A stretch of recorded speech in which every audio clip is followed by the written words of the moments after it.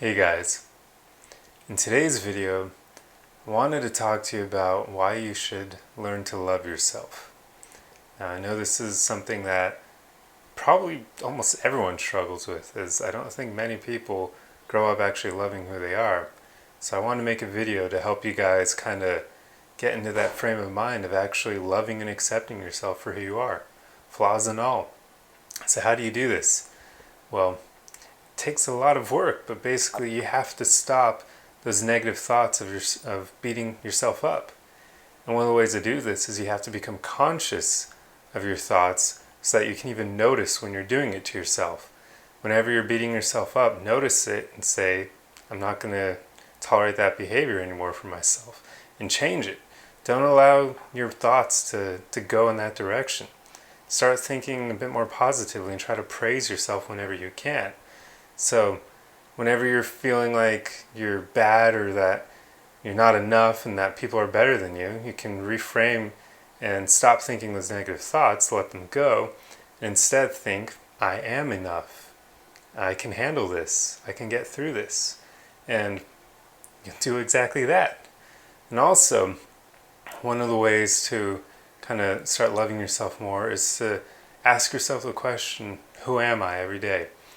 And literally list down, either in your mind or you can actually journal it down on like a notepad or on some app that allows you to do that, and just write down everything that you know yourself to be, all of your positive qualities.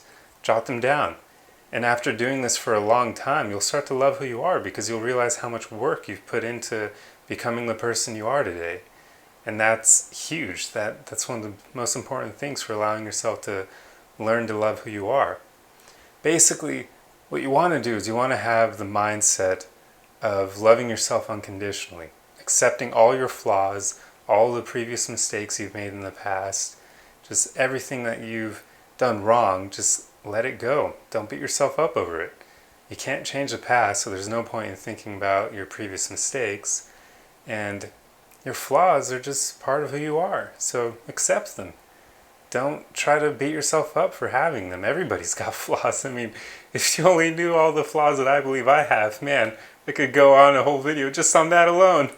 But yeah, so everybody has their problems. Nobody's perfect. So realize that about yourself and don't be so hard on yourself. Start taking gentle steps to love who you are and give yourself that positive encouragement in your own mind. And once you're able to do this, I mean, the whole world will open up for you.